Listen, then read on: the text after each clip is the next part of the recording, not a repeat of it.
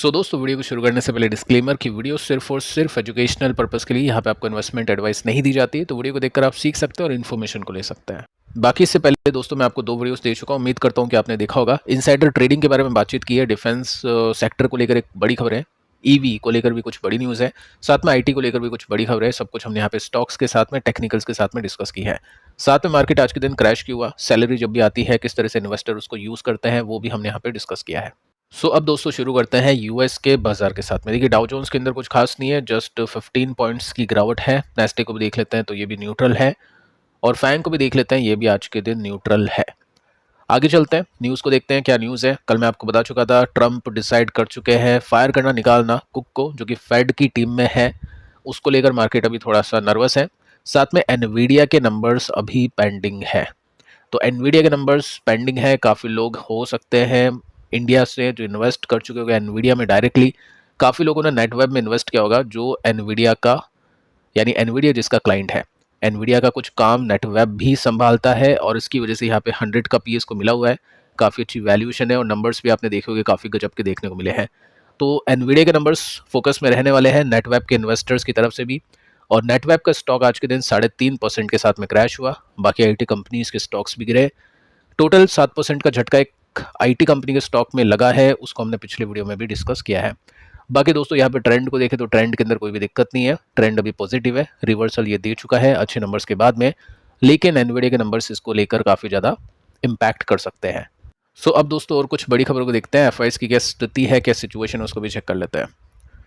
देखिए टैरिफ अब कल से अप्लाई होगा, तो मोदी जी ने बोला है कि पैसे तो चलो हमारे जाएंगे, डूबेंगे, लेकिन स्वदेशी गुड्स का हमको यूज़ करना पड़ेगा। जितना ज़्यादा हो सके अपने खुद के जो सामान है, अपने खुद के जो भी प्रोडक्ट्स हैं, इंडिया के बने हुए प्रोडक्ट्स, उसको यूज़ करना चाहिए।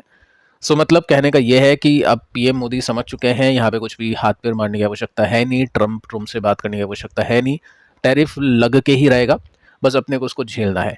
साथ में दोस्तों आप देखोगे ना, तो यहाँ पे मेंशन कर रखा है, 19 मिनट पहले की न्यूज़ है, जिसमें आपको दिखाई देगा एक जर्मन न्यूज़पेपर है, उसने छापा है कि मोदी जी के पास में ट्रंप की 4 मिस कॉल है।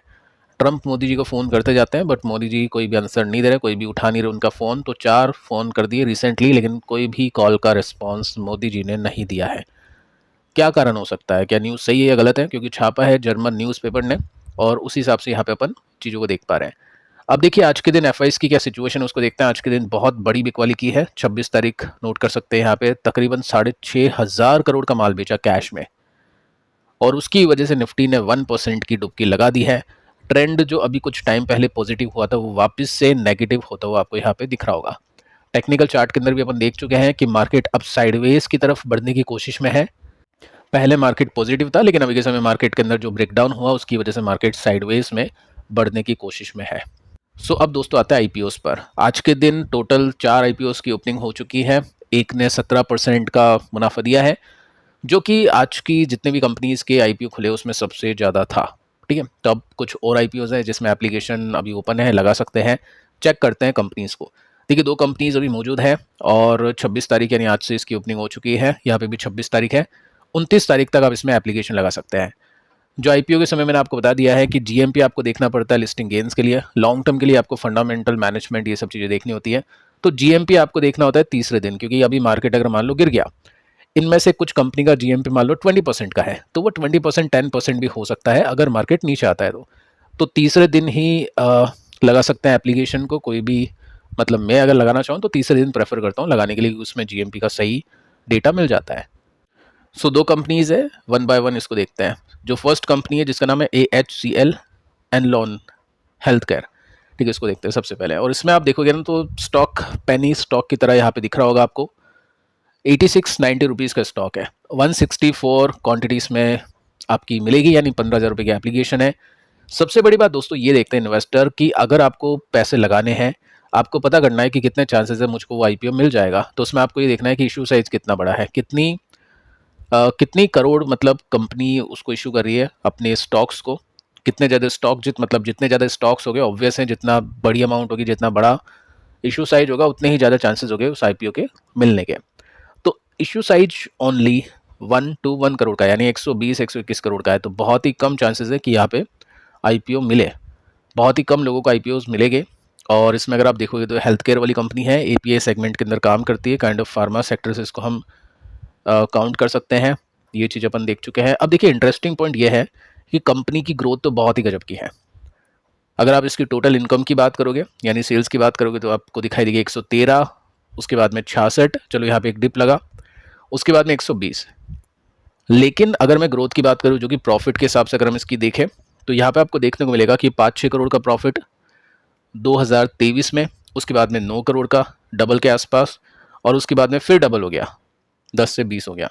तो प्रॉफिट की जो ग्रोथ है ना वो तो बहुत अच्छी है। तो इसके हिसाब से उम्मीद होगी कि जीएमपी बहुत ही शूटअप हो गया होगा, बहुत अच्छे पैसे इसमें बनेंगे। उसको भी देख लेते हैं। उससे पहले वैल्यूशन को देखते हैं। कई कंपनी ने पहले से ही अच्छी वैल्यूशन मांग रखी हो कि हम तो भाई 50 की पीपल लिस्ट करवाएंगे, तो कहाँ से उसको फिर वो जीएमपी मिलेगा। तो वैल्यूशन की बात करें तो प्री आईपीओ 17 का दिखता है, पोस्ट आईपीओ ने 23 का दिखता है, यानी लिस्टिंग के बाद में 23 को दिखता है। तो 17 का 34 भी नहीं हुआ, यानी इतना कुछ खास जीएमपी इसका नहीं होगा। तो जीएमपी इसका कितना है, जस्ट अभी अपडेट हुआ है, 6 रुपये का है, और परसेंटेज बेसिस में अगर हम इसको देखें तो 6% का जीएमपी इसमें दिखता है। तो क्वेश्चन मार्क लग सकता है कि इतना अच्छी ग्रोथ देने के बाद में भी इतनी कम वैल्यूएशन इसको क्यों दे रहा है मार्केट, इतनी कम जीएमपी इसको क्यों दे रहा है। देखिए मार्केट बहुत सारी चीज़ों को देखेगा, वो इसका क्लाइंट देखेगा, इसकी बैलेंस शीट देखेगा, कितना कर्जा है, सब कुछ इसमें देखेगा। तो फाइनल अभी एक्सपेक्टेशन यही है। अभी 2-3 दिन है, आप चेक कर लेना अप्लाई करने से पहले, अगर ये बढ़ता है तो वेल एंड गुड, नहीं तो अभी 6% का जीएमपी इसमें अवेलेबल है। नेक्स्ट जो कंपनी है उसको आप नोटिस कर सकते हैं, नेम हम एक बार और इसको देख लेते हैं क्या क्या नाम है कंपनीज के। विक्रन इंजीनियरिंग, ठीक है, तो उसको चेक कर लेते हैं। तो यहाँ पे भी पेनी स्टॉक है, प्राइस के हिसाब से 97 रुपीज़ का स्टॉक है विक्रन का। और इसमें हम देखिए इशू साइज ये सही है, 771 करोड़ का है, तो यहाँ पे चांसेस हाई है कि मिल जाए। ठीक है, आगे चलते हैं। इसमें देखते हैं कितना जीएमपी है। तो 23 तारीख को ये हुआ था 20, उसके बाद में 18 हुआ, गिरा, उसके बाद में बढ़ गया, वापस से 22 हो गया, और परसेंटेज बेसिस में देखें तो 22% का जीएमपी यहाँ पे देखने को मिल जाता है। तो अगर किसी को लगानी होगी ना एप्लीकेशन, वो इसमें लगाएगा, क्योंकि इसमें मिलने के चांसेस भी ज़्यादा है, और साथ में जो गेन्स है ना वो भी ज़्यादा है आज की डेट के हिसाब से। अगर ये 2-3 दिन में कम हो गए तो हो गए, तो 2-3 दिन में चेक करेंगे, उसके बाद में इन्वेस्टर्स अप्लाई करेंगे। आगे चलते दोस्तों, कंपनीज की न्यूज़ को देखते हैं। एसबीआई कार्ड्स को लेकर एक खबर आपके सामने रखना चाहूँगा, जो कि शाम को 4 बजे के आसपास आई है। तो कल इम्पैक्ट होगा इसके प्राइस के अंदर। कंपनी यानी एसबीआई कार्ड और फ्लिपकार्ट दोनों स्ट्रैटेजिक अलायंस कर चुकी है, लॉन्च कर चुकी है फ्लिपकार्ट एसबीआई को ब्रांडेड क्रेडिट कार्ड। सो दोनों कंपनीज का फ़ायदा है इसके अंदर, लेकिन फ़ायदा दिखना चाहिए। फ़ायदा दिखना चाहिए का मतलब है नंबर्स में फ़ायदा आना चाहिए। सो हम देखते हैं इसके नंबर्स कैसे गए। इसके नंबर्स दोस्तों अच्छे नहीं गए, 3% के साथ में इसने ईपीएस मिस किया, यानी एक्सपेक्टेशंस को मिस किया। सेकंड आप देखोगे ना तो यहाँ पे 41 का पी रेशियो आपको देखने को मिलेगा, जो बाकी एनबीएफसी से ज़्यादा है। एक तो बाकी एनबीएफसी अपने को 30 में 35 में अवेलेबल हो जाती है, यहाँ पे 41 पे है, प्लस इसके नंबर्स भी अच्छे नहीं है। तो इन्वेस्टर हाथ खींचेगा, मतलब इन्वेस्ट नहीं करना पसंद करेंगे ऐसी वैल्यूएशन पर और ऐसे नंबर्स में। अब सभी का ऐसा फंडा नहीं होता है, आज किसी ने लिया भी है, किसी ने बेचा भी है। जस्ट मैं आपको बता रहा हूँ कि मैं होता कंपैरिजन करता है एनबीएफसी के बीच में, तो किस तरह से चीज़ों को देखता। तो अभी की सिचुएशन इसकी ठंडी है, और अगर आप इसके टेक्निकल्स को भी देखोगे तो यहाँ पे स्टॉक ने अपने रेसिस्टेंस को हिट किया, वहाँ से प्रॉफिट बुक हुआ, और स्टॉक अभी नीचे आ रहा है। इस रेसिस्टेंस को कंपनी के स्टॉक ने मान लिया है, लेकिन वैसे देखें तो यहाँ पे इसका फाइनल सपोर्ट देखने को मिल जाता है।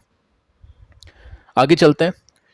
कोलगेट ठंडी कंपनी है, ग्रोथ नहीं मिलती है, एकदम से शूटअप हुआ था, वापस से नीचे आ चुका है। डिस्कस क्यों कर रहा है, डिस्कस करने के पीछे का रीज़न है ये न्यूज़ अगर आप देखोगे ना तो दोनों न्यूज़ आपको अलग अलग देखने को मिलेगी। ये देखो आप यहाँ पे 1 बजे एक न्यूज़ आती है जिसमें बताया जाता है कि जीएसटी रेट टूथपेस्ट की वही रहेगी जैसे पहले थी, 18%, यानी अच्छी न्यूज़ नहीं है, क्योंकि कम होने की एक्सपेक्टेशन है अभी जीएसटी घटने की वजह से। सेकंड आप देखोगे ना तो कुछ ही देर बाद यानी 50 मिनट बाद एक न्यूज़ आती है कि फाइनेंस मिनिस्ट्री के सोर्सेज ने बोला है कि जीएसटी कट हो सकती है टूथपेस्ट में, यानी लाइकली मेंशन कर रखा है, अनलाइकली नहीं है, लाइकली है। तो यानी ये तो बोल रहे हैं कि हो सकती है कट, और सीएनबीसी टीवी 18 बोल रहा है कि कट नहीं होगी। तो कन्फ्यूज़न है। इसका क्या मतलब है कि जीएसटी का जैसे ही आपको अपडेट मिलेगा, जो डेट अभी डिसाइड कर रखी है सितंबर में, उसके बाद मार्केट के अंदर बड़ी हलचल होने वाली है, क्योंकि अभी मार्केट जैसा सोच रहा है वैसा नहीं हो सकता है, क्योंकि अभी खुद कन्फ्यूज़न मार्केट के अंदर क्रिएट हो चुकी है। तो अगर आप बैट करो जीएसटी को लेकर तो थोड़ा सा संभल जाना, क्योंकि हो सकता है जैसा आप सोच रहे हो वैसा नहीं निकले। जरूरी नहीं है कि 18% वाला 5% में जाए, या 28 वाला नीचे जाए, 12 वाला 5 में जाए, हो सकता है नहीं हो ऐसा। देखो 18-5 तो होगा, लेकिन क्या पता किसी की 12% को 18 कर दे, बढ़ा भी दे, कुछ भी कर सकते हैं। क्योंकि अभी गाड़ियों की न्यूज़ के अंदर मैंने देखा था कि जो कम प्राइजेस वाली गाड़ियां है, हैचबैक गाड़ियां है या जो भी सेडान टाइप ऑफ कार्स हैं, वो जीएसटी कम में आ जाएगी, ठीक है, उनका जीएसटी कम हो जाएगा। लेकिन एसयूवीज है ना, उनको लग्जरी में काउंट करके उनको 40% के अंदर डाल सकते हैं। तो बहुत ज़्यादा कन्फ्यूज़न है, देखते क्या निकलेगा। बाकी अगर मैं स्टॉक की बात करूँ तो काफ़ी डिफेंसिव है, लेकिन एकदम से ये ग्रोथ स्टॉक बन गया था, अग्रेसिव बन गया था, वापस से नीचे आ रहा है, ठीक है। तो ये सब चीज़ें आप देख सकते हैं। इसके बाद में दोस्तों अगली खबर है वारी एनर्जीज को लेकर, और इसमें 4% का जंप देखने को मिला है स्टॉक के प्राइसेस के अंदर, क्योंकि आज के दिन अच्छी न्यूज़ इसमें दिखाई दी है। कंपनी को ऑर्डर मिल चुका है सप्लाई करने के लिए 452 मेगावाट का सोलर मॉड्यूल्स का, अच्छी न्यूज़। और उसकी वजह से स्टॉक ने आज 4% की तेजी पकड़ी। देखिए टेक्निकली स्टॉक अभी काफ़ी इंटरेस्टिंग बना हुआ है, काफ़ी इन्वेस्टर्स के पैसे बने हैं इसके अंदर, क्योंकि ऑल टाइम हाई पे आ चुका है, तो ऑब्वियसली सबके पैसे इसमें बने होंगे। क्वेश्चन बनता है कि बेचेंगे इन्वेस्टर्स या खरीदेंगे, क्योंकि रेसिस्टेंस पे दो ही चीज़ें होती है, या तो प्रॉफिट बुकिंग होगी या ब्रेकआउट होगा। ऑलरेडी यहाँ से प्रॉफिट बुकिंग हो चुकी है, वी शेप रिकवरी वहाँ पे देखने को मिली है। जितना ज़्यादा स्टॉक अपने रेसिस्टेंस को हिट करेगा उतने ही ज़्यादा ब्रेकआउट होने के चांसेस बनते हैं, और जितना ज़्यादा स्टॉक अपने सपोर्ट को हिट करता है उतने ही ब्रेकडाउन होने के चांसेस बन जाते हैं। तो पैटर्न कैसा है? पैटर्न थोड़ा सा बुलिश मान सकते हैं, क्योंकि कप एंड हैंडल पैटर्न यहाँ पे बना हुआ है।